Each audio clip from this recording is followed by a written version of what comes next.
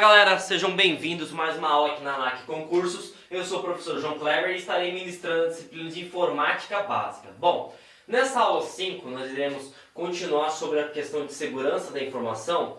Nós visualizamos, identificamos quais são os princípios da segurança da informação e também trouxemos as garantias, os mecanismos de proteção que permitem que a informação ela não seja corrompida, que os princípios não sejam quebrados. Esta aula nós iremos abordar sobre pragas digitais e também nós iremos abordar sobre ataques cibernéticos, tudo bem? Então, sem mais delongas, vamos começar o nosso conteúdo da nossa aula, tá? Então, relembrando aqui a aula, a segurança da informação tem 4 princípios, que nós chamamos da SIDA, que é confidencialidade, integridade, disponibilidade e autenticidade. E agora a gente vai abordar como é que funciona a segurança da informação para ser quebrada. Para você quebrar a segurança da informação, você precisa de 2 coisas, tá? Você precisa do sistema, que como ele é um sistema que vai agir de forma ilícita, nós chamamos de malware. E nós precisamos do ataque, tá? Então aqui eu tenho o sistema e nós temos o ataque, que seria a ação.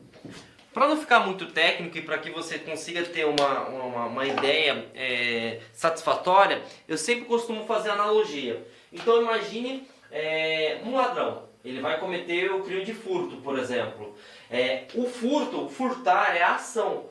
Mas para ele cometer essa ação, ele precisa de um instrumento. Ele pode estar munido de uma faca, ele pode estar munido de uma arma. Então, quando o cara comete um crime, a gente já viu lá na aula passada, quando o cracker comete um crime, ele precisa de um instrumento. Esse instrumento seria as pragas digitais, na qual a gente vai ver hoje. E a ação de fazer algo seria um ataque. E aí é importante que cada praga digital, gente, tem o seu objetivo. Não é simplesmente colocar vírus. Não, vírus é um malware. Mas esse malware é para quê? É para roubar dados? É para criptografar dados? Então tudo isso a gente vai ver nessa aula de hoje, tudo bem? Então, a primeira praga que a gente vai falar é a classe como um todo, que seria vírus. Quando alguém fala para você, foi um vírus que entrou no meu computador. Esse vírus pode ser spyware, esse vírus pode ser um keylogger. Então existem várias funcionalidades. Assim como a gente está vivendo na pandemia, por exemplo. Na pandemia a gente tem o vírus da Covid-19, tá? Então o vírus da Covid ele tem um objetivo e o vírus da gripe tem outro objetivo. Então se você mensurar isso na hora do seu concurso público, vai facilitar e muito. Pegando esse mesmo gancho, e a gente pode aplicar aqui no mundo cibernético. Um vírus, gente, ele é autoexecutável. O que é autoexecutável, professor João Kleber? Significa que você precisa dar o sim para ele. Então, tem algumas pessoas que têm medo, por exemplo, de acessar computadores, acessar sites, instalar algum programa, por exemplo, no smartphone, porque pensam que o vírus vai adentrar no seu computador de forma instantânea. Não é assim que funciona, gente. O vírus, ele precisa do sim. O que é o sim para um vírus? Normalmente ele não vai falar: oi, João Kleber, eu sou um vírus que quer entrar no seu computador. Lógico que não. Mas ele vai tentar te enganar. Esse enganar é o hospedeiro, tá? O hospedeiro nada mais é do que uma isca. Tá em dúvida? Imagine que você vá pescar, ou se já ouviu alguém pescar, o que ele precisa? Ele precisa de uma isca. Então, para pegar o peixe, eu preciso enganar ele. E aí, dessa mesma forma, é o vírus. O vírus, ele se esconde em um arquivo que julga ser lícito. Então, por exemplo, o vírus ele pode estar dentro de uma imagem, ele pode estar dentro de um vídeo, ele pode estar dentro de um link, de um texto. Então, conseguiram perceber? Ele simplesmente não entra no seu computador. Ele se passa, ele imagina ser algo ilícito, algo lícito, algo bom, mas na verdade o teor dele é trazer alguma desvantagem para o usuário. E aí, como que se dá isso? Vou pegar o exemplo do vírus mais famoso do mundo, que é o vírus I Love You. Várias pessoas pegaram esse vírus porque recebeu uma imagem, naquela época, falando: veja as fotos do nosso primeiro encontro. E normalmente o vírus ele é acionado, ele é autoexecutado por causa da curiosidade. Então o que acontece? A pessoa viu um arquivo e falou assim: mas quem será que mandou essa pessoa? E clicou. Quando ele faz a ação de clicar, o vírus entende como, opa, agora eu vou ser executado. Quando ele é executado, aí sim ele instala no seu computador. E aonde que eu quero chegar? Se o usuário viu o e-mail e não, por exemplo, clicou em nada, ele não vai pegar vírus. Por quê? Ele é auto-executável. Ele precisa de uma carga, ele precisa que o usuário fale, ó, execute, faça isso, ok? Então, após você clicar dentro dessa praga digital, aí sim que ele vai ser executado, aí sim que ele vai fazer as ações danosas. Então, se você simplesmente for, poxa, eu não marquei encontro nenhum, então não quero visualizar esse tipo de informação. Não clicou em nada, você não vai pegar vírus. Tudo bem? Então, já aprendemos duas coisas importantes. O vírus, ele não entra automaticamente no seu computador. Você precisa dar o sim. E esse sim está atrelado ao hospedeiro, que normalmente é uma isca que é para enganar você, o usuário. Perfeito? Outra coisa que é importante que nós precisamos entender para concurso público, turma, quando você... Deixa eu tomar uma água aqui rapidinho. Quando você tem um vírus, esse aqui você vai lembrar muito bem da situação que a gente vive agora no ano de 2021.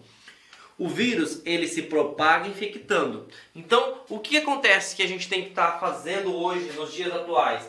A gente não precisa ter isolamento social. Por que eu preciso de isolamento social? Porque uma pessoa que esteja contagiada com o vírus vai passar para outra pessoa, correto? Pegando esse mesmo pressuposto, você pode colocar na área de informática. Um vírus cibernético é a mesma coisa. Se eu tenho essa máquina e essa máquina está conectada, então ela está próxima, ela está na mesma rede, esse vírus vai passar para essa máquina. Que essa, se estiver conectada a outro computador, vai passando e assim vai circulando o vírus. Então o vírus, se você lembrar na hora da prova, tá? Ele vai ter a mesma ideologia de um vírus biológico, tá? Só que lógico ele vai ter ações danosas, tudo bem? E outra coisa, um vírus ele tem vários objetivos. Pode ser roubar dados, ocultar dados, podem tentar travar o processamento da máquina, fazer com que o Windows não execute, por exemplo. Então não é simplesmente roubar dados. Existem vários tipos de vírus e para cada vírus desse ele tem um objetivo, tá? Então vamos adiante. O worm, anotem aí. Esse cidadão aqui não é vírus, tá? Então o que ele é, professor João Kleber? Esse cidadão, ele é um verme, e um verme muito poderoso, tá? E por que ele é verme? Qual que é a diferença entre um vírus e um worm? Um worm, gente, ele vai adentrar no seu computador da mesma forma que um vírus. Então ele precisa de um hospedeiro. Ok até então. Só que, uma vez que ele adentrou dentro da sua máquina, ele não necessita mais desse hospedeiro para se replicar. Porque ele simplesmente faz cópia de si. Então como é que funciona na prática? Eu recebi um e-mail, vamos pegar lá o mesmo exemplo que a gente citou lá do vírus I Love You, ver uma imagem, clique para ver o nosso primeiro encontro. Cliquei, adentrou a minha máquina, só que dessa vez não é um vírus, ele é um worm. O que acontece? Esse worm vai replicando cópias de si mesmo para outras máquinas ou dispositivos que estão conectados ao meu computador. Numa situação hipotética, tá? Que eu fui lá, escaneei o antivírus e foi identificado, tá? Que a foto, por exemplo, 1, 2, 3, essa foto está infectada. Tá? Ela está infectada. O que vai acontecer? Quando ele é um worm, você exclui o arquivo e as outras cópias continuam executando. Por isso que nós falamos que ela é autossuficiente. Um worm, ele tem vida própria. Se a gente pegasse o mesmo exercício de um vírus que eu citei anteriormente, o que iria acontecer? Você vai ter lá a foto 1, 2, 3, tá? Então vou abrir aqui um slide branco para vocês entenderem. E aí eu vou fazer a comparação dos dois aqui. Então, primeira comparação é o worm, tá? Ele entrou com um arquivo chamado 1, 2, 3 e ele foi criando cópias, tá? para outras máquinas que estão infectadas. Então tá aqui, eu criei 3 cópias, tá? Então foi identificado que esse cidadão aqui, ele é um vírus, eliminei, um worm, eliminei esse arquivo. O que acontece? A cópia 1, a cópia 2, a cópia 3 vai continuar funcionando. Passei o antivírus novamente e a cópia 1 foi identificada como um vírus. A 2, a 3 vai continuar funcionando, tá? Agora, se eu identifico que é um vírus, tá? Que é um vírus, você vai lembrar daquela história de abelha rainha, tá? E aí você fala assim, nossa professor, o senhor está misturando informática com aula de biologia. Pois bem, é sempre bom a gente fazer uma analogia que fica mais fácil com o nosso dia a dia. O vírus, ele tem essa mentalidade de abelha rainha. Ah, mas como que funciona isso para a gente entender, professor? Simples.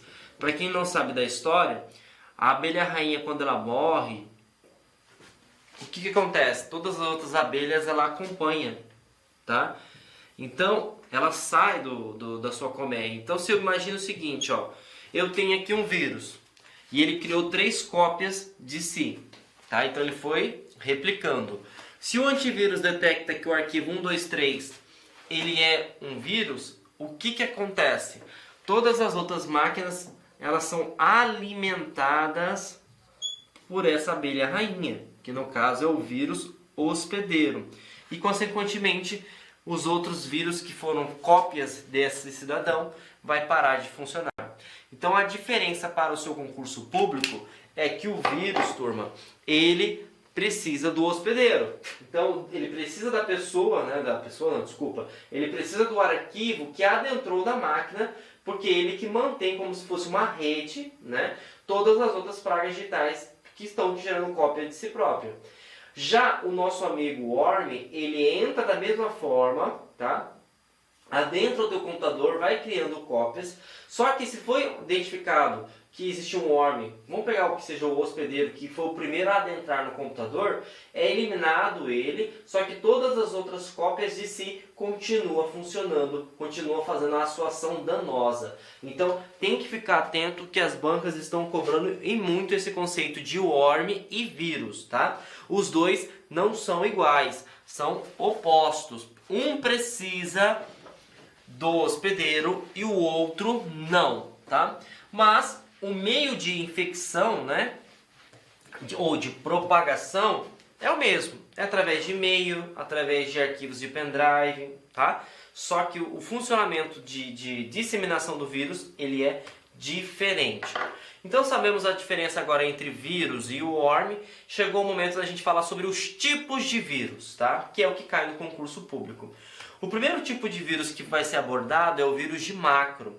E aí é interessante, até para vocês saberem, porque tem várias pragas digitais que podem ser cobradas no concurso público, você fazer um mapa mental e colocar palavras-chave. Toda vez que falar sobre pacote Office, professor, o que seria pacote Office? Editor de texto, editor de planilha, tá? Editor de apresentações. E ele mensurar na sua pergunta que está com dificuldade em abrir um arquivo de texto, que ele está com dificuldade em abrir um arquivo de planilhas, ou que simplesmente o arquivo venha a assumir e ele mensurar que seja questão de Office, ele pode estar falando de vírus de macro, tá? Vírus de boot, um dos mais antigos, tá? E vírus de boot com 2 Os. Palavra-chave para isso aqui, inicialização, tá?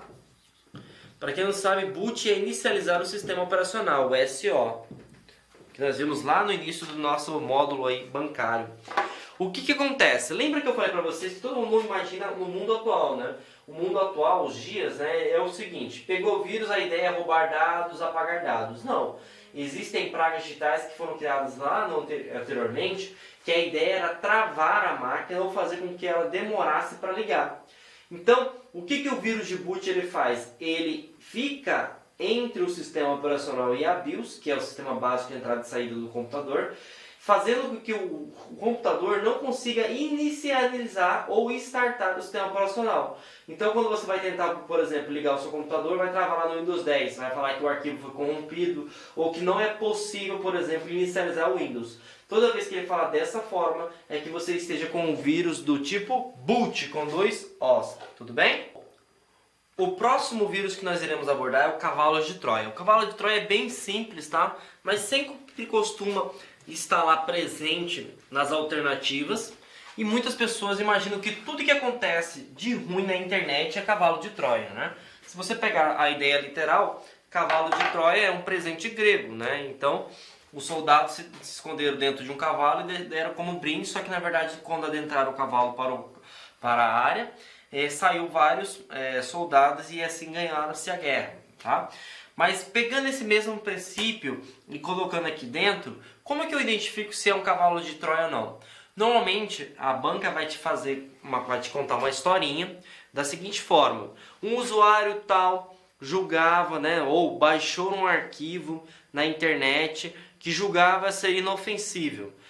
Com o passar do tempo, ele visualizou que o computador começou a travar, que o computador começou a apresentar certa lentidão, começava a ligar e desligar do nada. E aí, se ele falar essa historinha que o usuário baixou um programa que julgava ser bom e ele acabou se transformando em ruim, aí você pode marcar com certeza que ele está falando sobre um cavalo de Troia, tá bom? Então, sempre quando tiver esse tipo de informação, tá? Esse tipo de alternativa dentro da sua questão, você pode marcar que seja um cavalo de Troia. E qual que é o objetivo dele? As mesmas. Perda de dados, roubo de dados, tá? E assim como outros vírus que a gente citou, ele vem através de e-mail, né? Ele vem através de links, ele vem através de mensagem de texto, tudo bem? O próximo que nós iremos abordar é o spyware. Você precisa colocar uma palavrinha-chave aí, tá? O spyware, ele é um programa espião, tá? O que é um programa espião? Um programa espião é aquele que monitora as atividades do seu computador ou do seu dispositivo. Existem duas pragas digitais vinculadas ao spyware, ou, melhor dizendo, existem duas categorias ou dois tipos dentro de um programa espião. Nós temos o keylogger e nós temos o screenlogger. Qual que é a diferença dos dois?